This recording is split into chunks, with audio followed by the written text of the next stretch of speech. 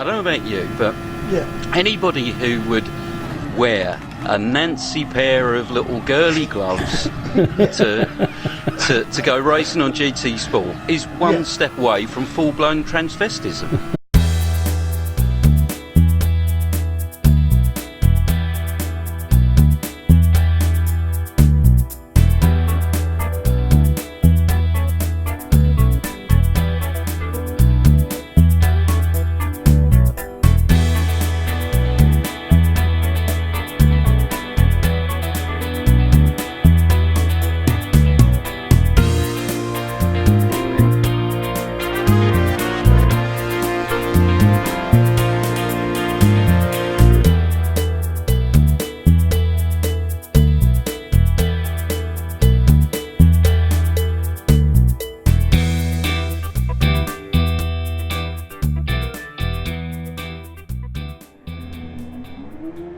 Hello and welcome to a brand new episode of Formula Brav.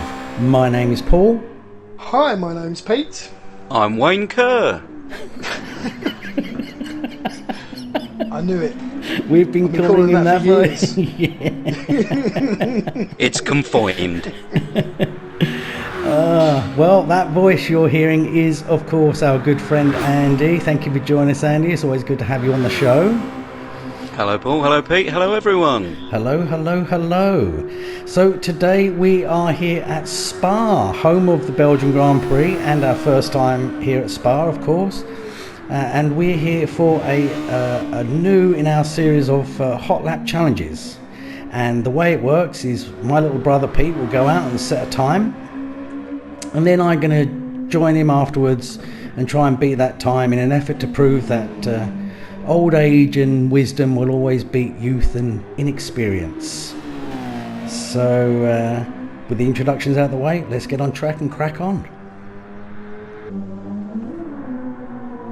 So Pete is out on track, crossing the line after his outlap to start his first timed lap at Spa in Belgium, home of the Belgian Grand Prix, of course. And what a beautiful day we're having, aren't we, Andy? Oh, blessed with the weather. Blessed.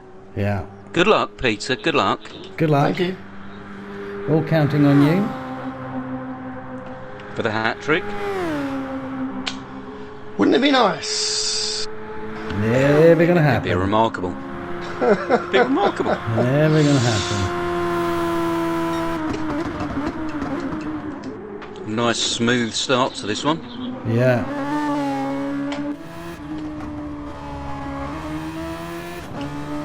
This is such a great track, one of my personal favourites. And of course you'll remember that we had we had the Grand Prix here, I think early September it was, and it was of course it was Charles Leclerc's first ever win in F1. Indeed. First of many. Well, it was the start of a very short winning period. I think they won the next three, didn't they? It was Monza after that, and then Singapore. Oh dear. Pete's struggling. He's toying with you.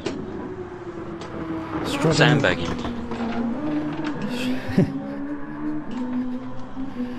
Typical fucking sandbagging. A born sandbagger. How can I shake this reputation? Well, stop sandbagging.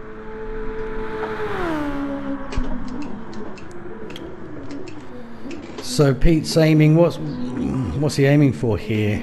A kind of 57s, I suppose. 57, or thereabouts. Fast as possible. Two- That's not going to do it. 205.6 is his first hot lap. First of 6, of course.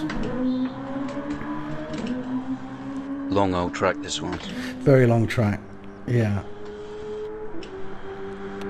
Coming up to Eau Rouge Raidillon. What a great set of corners that is.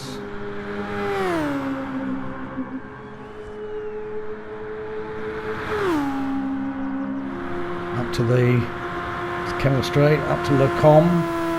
Braking here is critical. right, left, right corners. Because otherwise you go straight on, yeah? Otherwise you go straight on, correct. Yeah, down to Rivage.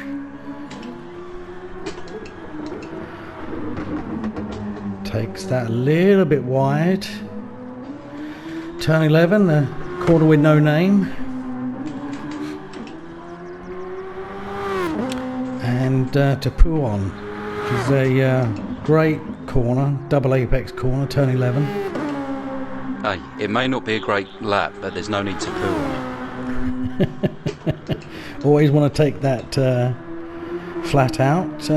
So while I'm here, I should remind everybody that we do have an email address. It's formulabrav@yahoo.com.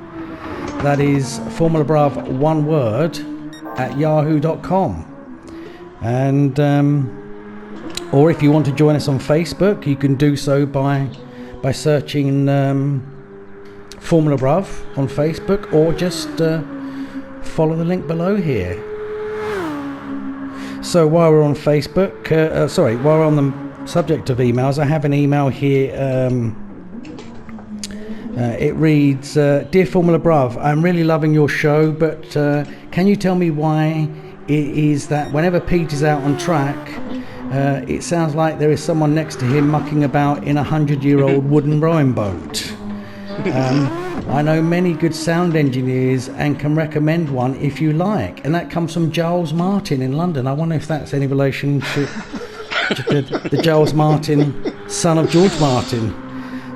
Well, if he happens to be a recording engineer as well, then I'd say the chances are very, very low. Great question. So let me explain to you, Giles, what the story is here. So first thing I should explain to you is that I'm not in the UK, so I can't go to Pete's house and actually see his rig firsthand. I have to rely on what he tells me.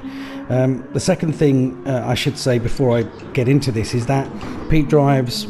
He doesn't have a dedicated rig. He actually attaches his wheel onto a wooden desk. And the third thing that I should explain is that whilst there are three of us involved in the production of this web series, I'm the one that sort of takes the raw footage and puts it together into a finished product that can be uploaded onto YouTube. So I'm more than the others kind of more responsible for production, let's say. And this whole thing keeps me awake. I'm a bit of a perfectionist, and I lay awake at night wondering about how I'm going to get that last degree of fidelity, that last bit of quality that I can possibly get out of our productions. And this, as you can imagine, this noise that you're hearing has been a proverbial thorn in my side for the last 8 weeks. And I've been saying to Pete, over the period of those 8 weeks, I've been saying to Pete, can we just move the microphone around? How can we fix this? Maybe we can.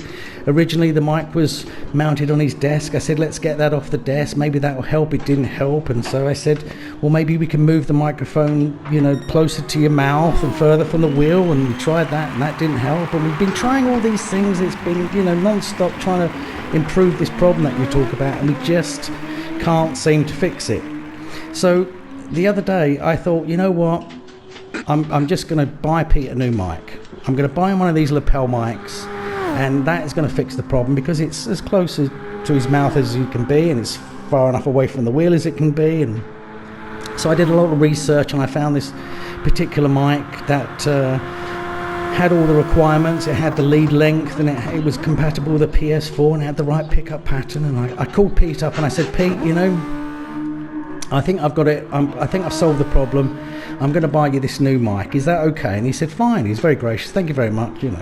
So I ordered the microphone, and I said to him, it's going to be delivered tomorrow. So about 4 hours after that phone call, Pete and I are on GT Sport, and we're driving. And after about a minute, I hear Pete say, "Hold on a second.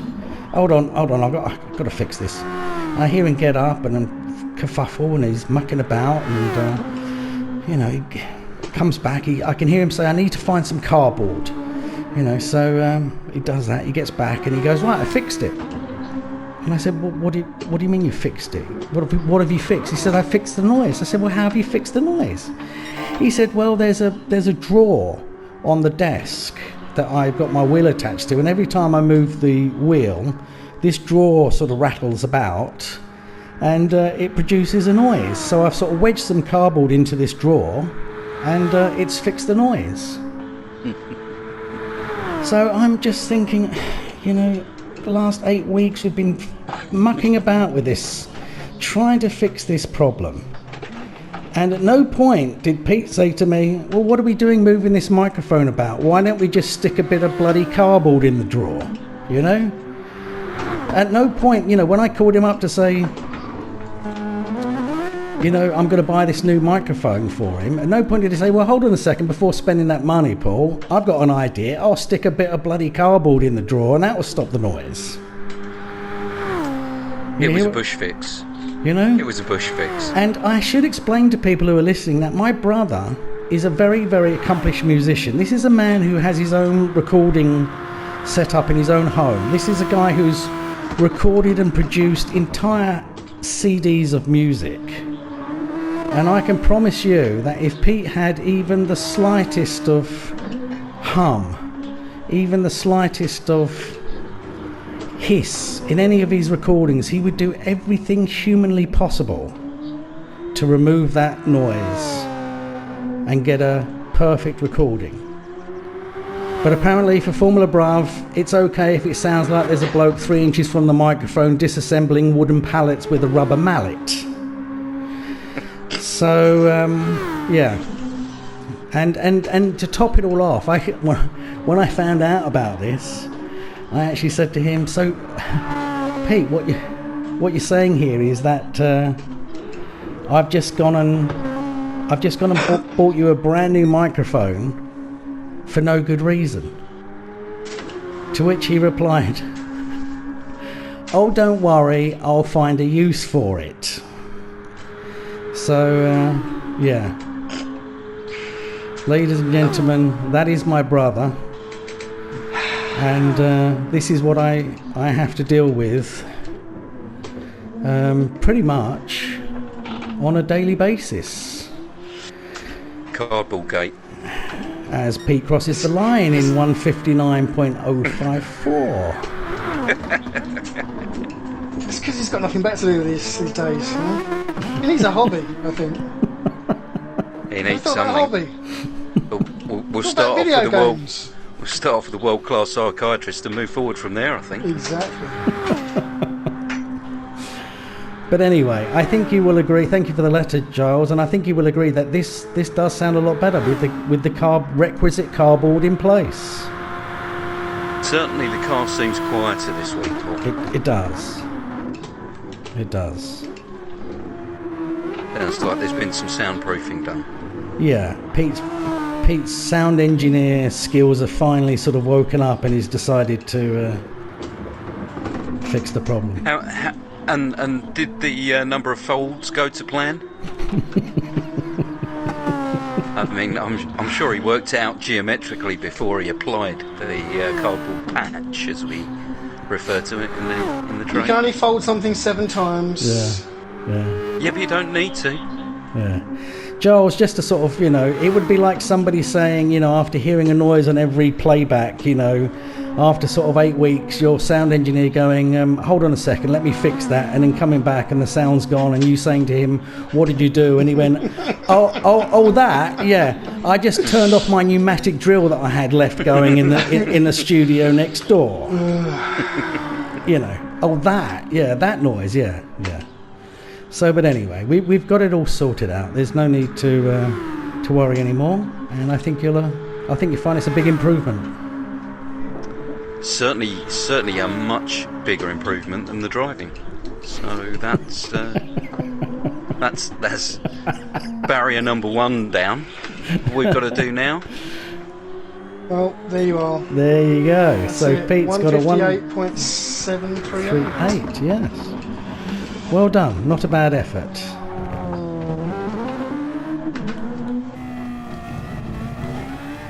So here I am, starting my first time lap. I've got a 158.738 to beat. I am on hard tyres. I hope to God I haven't made the wrong choice like I did last week, but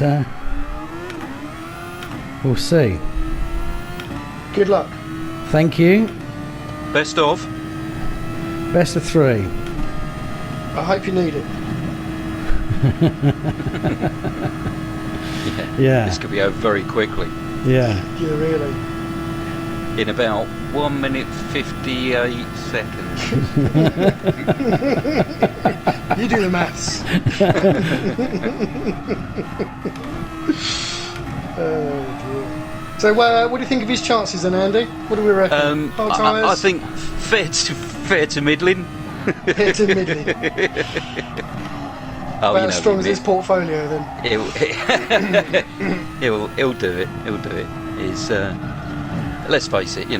What are the chances of him not doing it? I mean, about the same chances as Spurs sacking a manager. Here we go. Here we go. Yay! So we're going to take the viewers' minds off the driving. So, Speaking. Pete, have you checked the mailbox recently? The Facebook page mailbox. We may have some correspondence there. I haven't, but let me just quickly check now. Do that, yeah.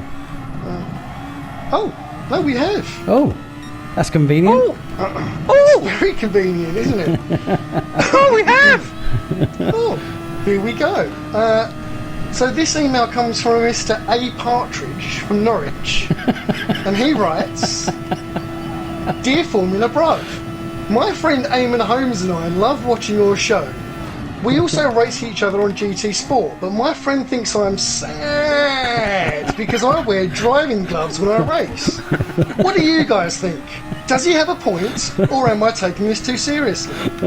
Best wishes, Alan." Andy, what's your take on this? Well, I think first of all, Alan, thanks for the mail.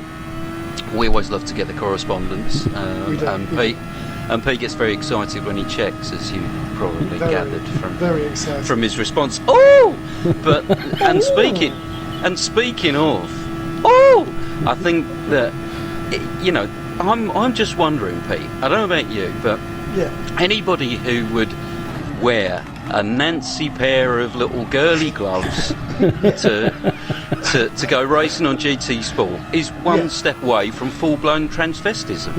Yeah, you've got a point. I mean, you're flirting dangerously across the line there, I think. I sailing totally close agree. to the wind, So, I mean, is there any chance, for example, that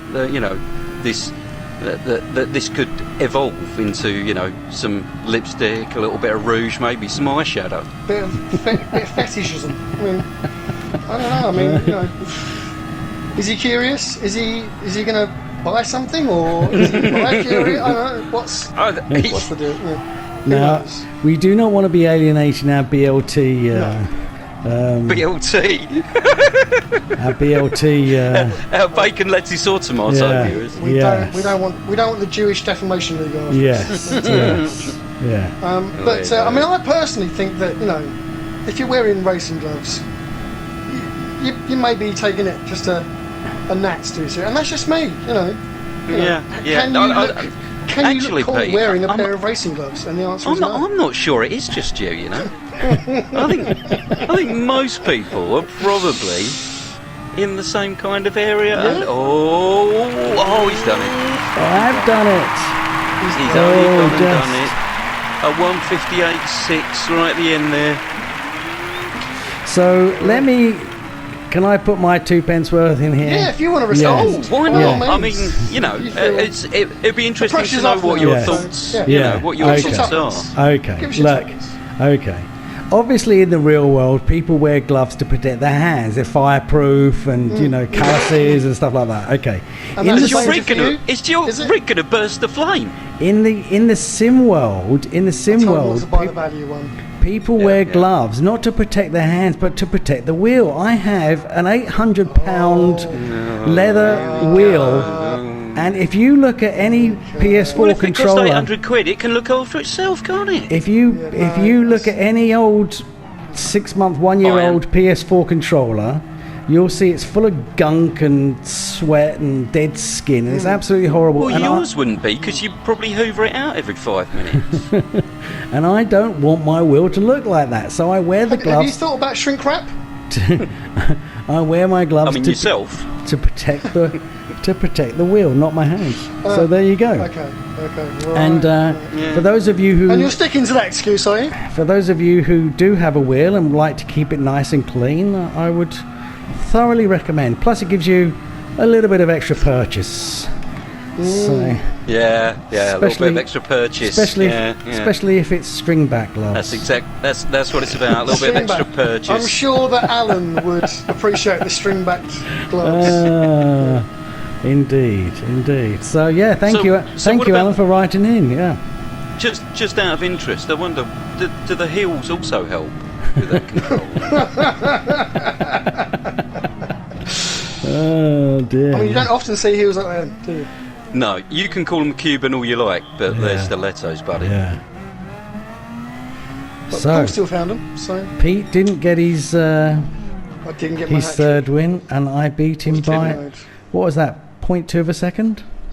Yeah, It was 0.2. reluctantly, No, we're going to have to give you that one. 0.1, I think. Yeah. So less than 0.1. yeah, It was close. That was actually very close. 5/100ths of a second thereabouts. Congratulations, Mein Führer. Thank you very much. Thank you very much. So you know what that means, Pete, didn't you? I do indeed. Time to roll the animation. Time to roll the animation.